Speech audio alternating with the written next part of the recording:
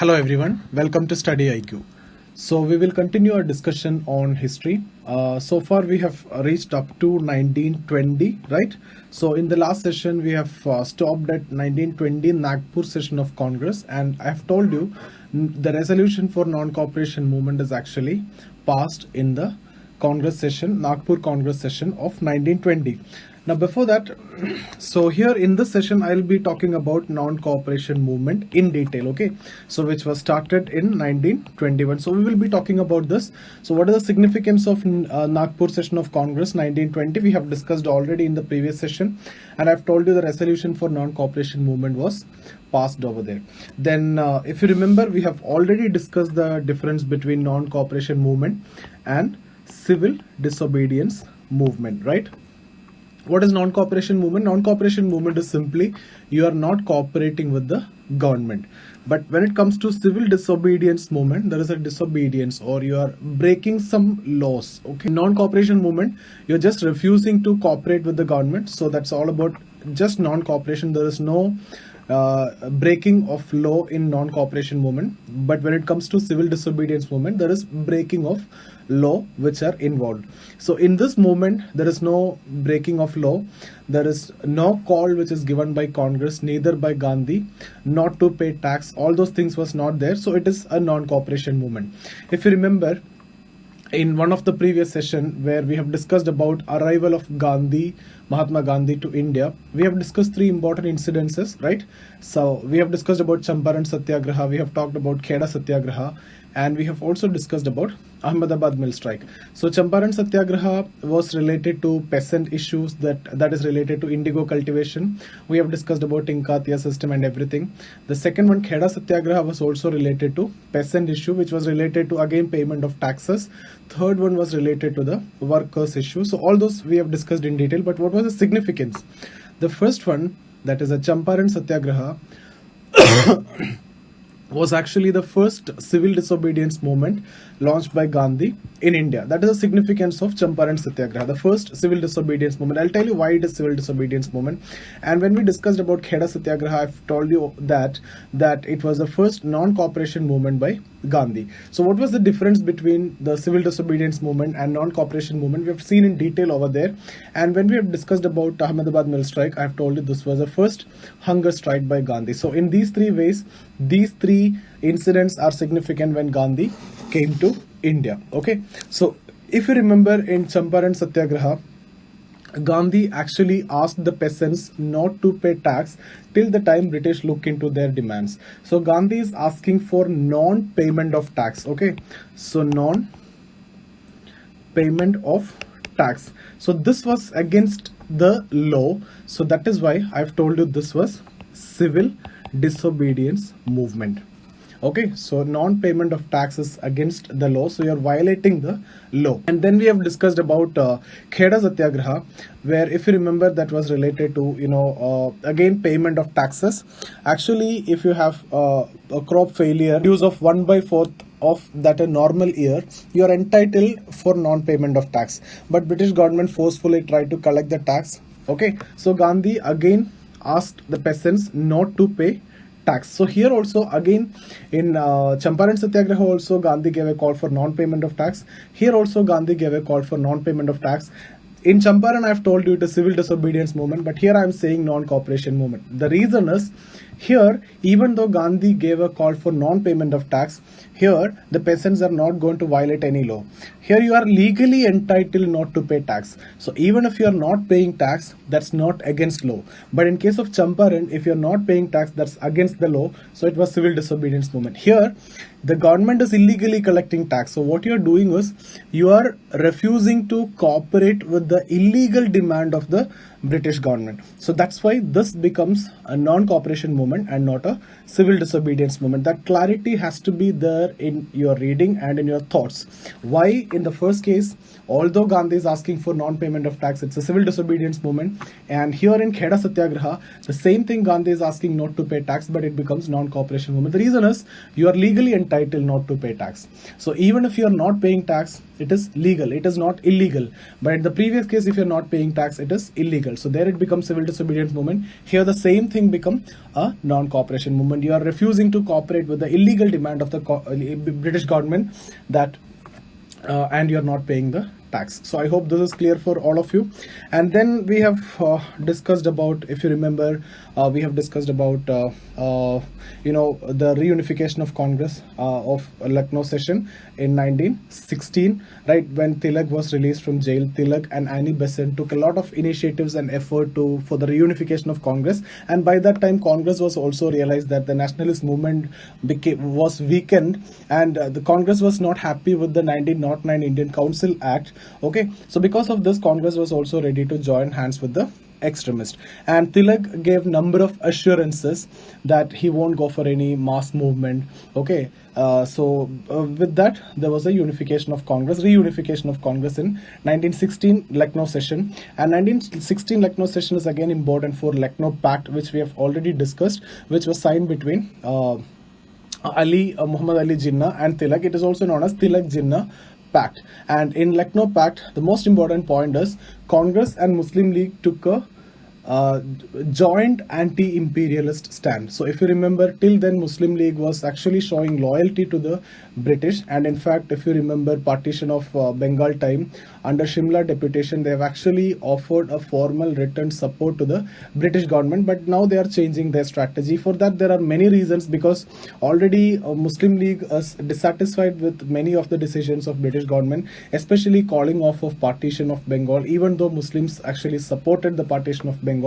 So that is first thing. Secondly, there is actually a generation gap in the Muslim League. The new leadership, like under Jinnah, in their opinion, for the long-term interest of Muslims, it is better to take an anti-imperialist stand. Okay, and thirdly, if you see, when we discussed about socio-religious reform movements under Sir Syed Ahmad Khan, I've told you he started Mohammedan Anglo-Oriental College. Okay, and there was a long-term demand of Muslims that it should be converted to university, but that demand was not accepted for a long time. But later in 1920, it was converted to university, and that's the Aligarh Muslim University. Because of all this, Muslim League took a anti-imperialist stand, and that is actually the highlight of Lucknow Pact. And if you remember, one of the most important point in Lucknow Pact is Congress also accepted the Muslim League's position with respect to joint electorate. So in the questions, which among the following is correct with respect to Lucknow Pact? If you get that kind of question, if one of the statement is Congress accepted separate electorate, if you see that, I've seen many students will go for this as a correct choice, but that is not correct. Congress did not accepted the separate electorate. In Lucknow Pact, what has happened is Congress accepted the Muslim League's position in separate electorate. So Congress never accepted separate electorate. Congress is not in need of separate electorate. Congress don't want separate electorate. Congress is always talking about joint electorate with reservation. But here what Congress accepted is Muslim League's position in separate electorate. Muslim League demanding or Muslim League needs separate electorate, so Congress is accepting it. Otherwise, if Muslim League don't have any such demand, Congress will never go for separate electorate. It is not the case that Congress accepted separate electorate. That clarity again you need to have. So each and every discussion, I'm making the things clear, whatever is required. I may not be able to cover entire facts, but I'm covering the perspectives in a much better way, and whatever possible way I'm covering it. Okay, so we have done that, and then we have talked about 1919 Government of India Act, Montagu-Chelmsford reforms, and then we have discussed the important points, out of which DIRQ was more important. We have spent a lot of time over there, and we have discussed that in detail. And then we have I've told you that Congress was unhappy with 1919 Government of India Act also, and Congress did not contested the election following the 1919 Government of India Act. And after that, we have talked about the stick, right, carrot and stick policy. So the carrot was 1919 Government of India Act, and the stick was Rowlatt Act, and we have discussed the features of Rowlatt Act and the points related to Rowlatt Act.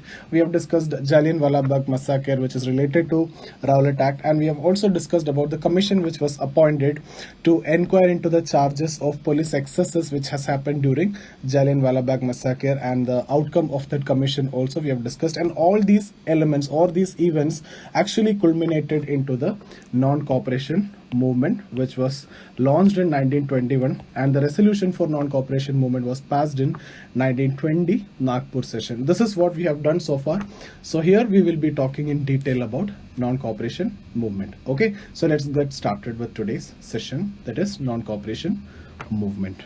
So this is actually the first, or not the first mass movement. There was a largest mass movement before also. We have talked about partition of Bengal, the Swadeshi movement. That was by far the largest mass movement till then. And then Home Rule League was also one of the biggest mass movement. But this was the biggest ever mass movement which was there so far. So non-cooperation movement, which we can also write as Khilafat non-cooperation movement, 1921, under the leadership of Mahatma Gandhi.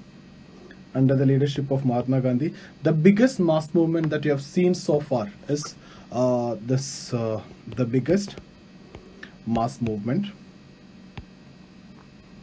that the Congress had organized so far was non-cooperation movement, and there was a large-scale participation from both religious communities. Both Hindus and Muslims participated. So Hindus and Muslims both participated in large scale. And how it was operated, I've told you there is no breakage of law. So it was basically through boycotting the British goods or the foreign goods. Okay, so boycott foreign goods and alternately promoting Swadeshi. Okay, so promoting Swadeshi means you can directly connect it to achieving self-sufficiency in all walks of life. Okay, so you are looking for self-sufficiency, and for that what you need to do, what they have done is, on one side they are promoting Khadi, so Khadi was promoted, and on the other side educational institutions which are run by Indians also to be promoted. So education, that means Indian run schools to be established. Okay, now few other points are like this. That is also considered important. Those Indians who could afford to give up their jobs, government jobs, they can give up if they wish to do so. That means it is not compulsory, it was voluntary. If you can afford, you can give up the jobs if you wish to do so as part of the movement. Secondly, there is no call from the Congress side or from Gandhi's side that you should not pay tax. If there was such kind of call, it automatically becomes a civil disobedience movement. So this was also a question. It can also be asked as a question: which among the following is correct with respect to non-cooperation movement? Congress gave a call for non-payment of tax. No, it's a standard wrong answer choice. If you see, as soon as you see Congress gave a call for non-payment of tax, it cannot be non-cooperation movement because you're violating a law. So what you need to know is, even if you don't know about non-cooperation movement, if you know the difference between non-cooperation movement and civil disobedience movement, you can actually get the correct answer, right? As soon as you give a call for not payment of tax, it becomes civil disobedience movement because you are violating the law. Okay, so let me write down these 2 points. Those Indians who could afford can give up their government jobs if they wish to do so. So if they wish to do so, that means it's not compulsory. Okay, secondly, Congress did not give a call for non-payment of taxes. Okay, so here this point is what I want to stress. So again and again, you should not have any confusion. Congress did not give a call for non-payment of tax. If they would have given a call for non-payment of tax, it becomes a civil disobedience movement. But here it is not civil disobedience movement. It was a non-cooperation movement just because they did not give a call for non-payment of tax. Only thing was boycotting foreign goods and you're refusing to cooperate with the English. Okay, so Swadeshi is promoted, that means you are not cooperating with them. That's why it is a non-cooperation movement. So it was started in 1921 and it was ended in 1922. Actually, after that particular incident, Chauri Chaura incident. Okay, so Chauri Chaura incident, it was actually non-cooperation movement actually called off by Gandhi. What was Chauri Chaura incident? Chauri Chaura is actually a place in UP. The police station in Chauri Chaura, which was in UP, actually attacked by some of the people, and around 22 British police officials. So 22 police officials were killed by attacking the police station. So this is what Chauri Chaura incident, and once this incident happened, actually Gandhi called off this movement. And there are many reasons which you can connect to this particular this particular calling off of non-cooperation movement.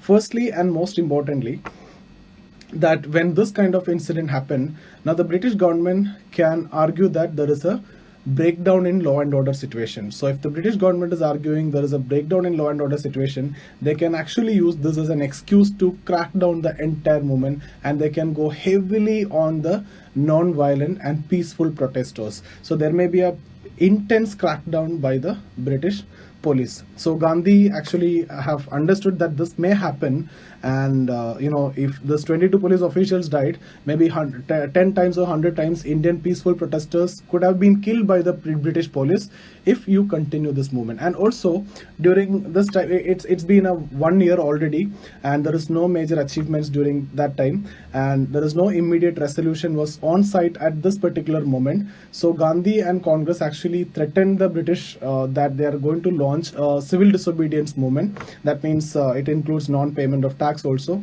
So they have seen now there may be a possibility of direct confrontation between British and Congress, and at that time only this incident happened. So this would have been taken by the British as an excuse to go for a crackdown of Indians. And thirdly, it is purely about Gandhi. This incident which happened is actually totally against the ideology of non-violence by Gandhi. So in Gandhi's opinion, people don't understand, but people actually don't know about what he mean by this non-violent satyagraha, and people did not have that maturity at this particular moment. So it was actually ideologically against it. And one of the other reasons is when non-cooperation movement started, it got that intensity because of Khilafat question also. I've already discussed that. Now Khilafat question lost its significance because in Turkey there was a mass uprising, and Khalifa of Turkey was actually overthrown, and democracy was established under the leadership of Mustafa Kemal Pasha. So all these things are actually happening simultaneously, and people also started feeling a sense of fatigue because it is going on around 1.5 years. Many people have actually given up their jobs, but there is no achievement during this time, and there is no immediate resolution on site. All these were actually the reason why Gandhi called off this movement. But Gandhi in his own have taken up this particular decision. So many leaders or many people in Congress was actually against it, especially the younger generation leaders like Jawaharlal Nehru, Subhash Chandra Bose. They considered it as a Himalayan blunder, and in their opinion it was like snatching defeat from the jaws of victory. So that is the other side of this calling off of this movement. But Gandhi called off mainly because of these reasons. Especially you could justify more than Gandhi's ideology and everything. This reason police would have used it to crack down the movement. Okay, otherwise non-violent peaceful protesters, police cannot go and use force. But at this point they got some reason, so an intense police crackdown may happen. So I hope this is clear. I'll write the important points here. And after that, Gandhi was taken to the magistrate in 1924, and there was a very famous statement by Gandhi at that time. What in law is like a criminal offense may not be an actually criminal offense. It may be highest moral duty of a citizen. So this statement I'll give you in the correct order, so that actually I've given you a lot of statements of Gandhi. You can use all these statements not only in history. It is not that relevant. You can use it in essay, and most importantly you can use these statements in your ethics papers. Whenever you're writing any case study or anything, you can use these words. See, legally it may not be correct. What Gandhi did may not be correct legally, so you may be punished and you are produced in front of the magistrate. But what Gandhi is saying, it is the highest moral duty as a citizen. Okay, I'll come to that, but there's a point that we need to write down now. Okay, so we will write down the reasons for calling off of this movement. Okay, so reasons for calling off. The first one, Gandhi was ideologically opposed to the use of violence. He was of the opinion that masses had not yet learned the discipline and adherence required for a non-violent satyagraha. Okay, so this is one of the reason. Secondly, we will talk about Khilafat reason, which I have told you. Khilafat movement now lost its significance because of the Caliph in Turkey was overthrown and democracy was established under the leadership of Mustafa Kemal Pasha. I will write down that also. One of the central question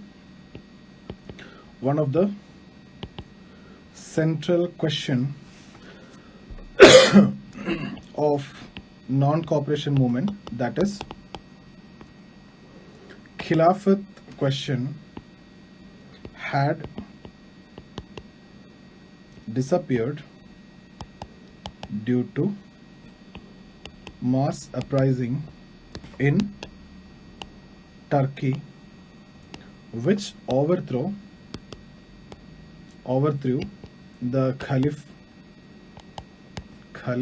and led to the establishment of modern secular democracy under the leadership of Mustafa Kemal Pasha. Okay, third point, Gandhi argued, very important point, Gandhi argued that the Chauri Chaura incident would be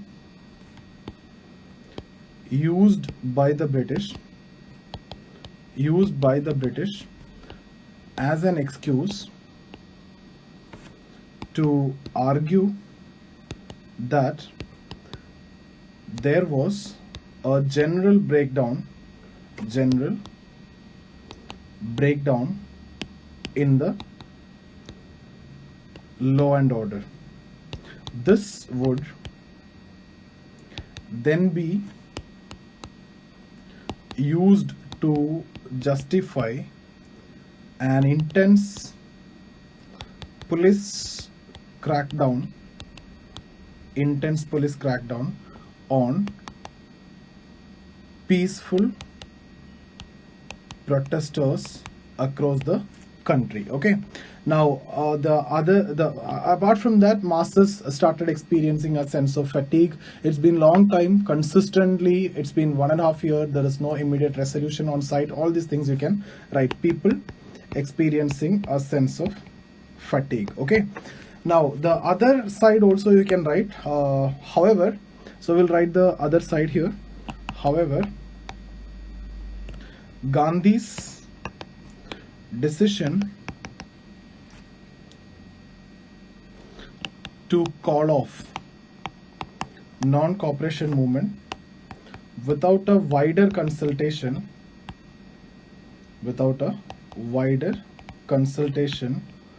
with Congress meant that many within Congress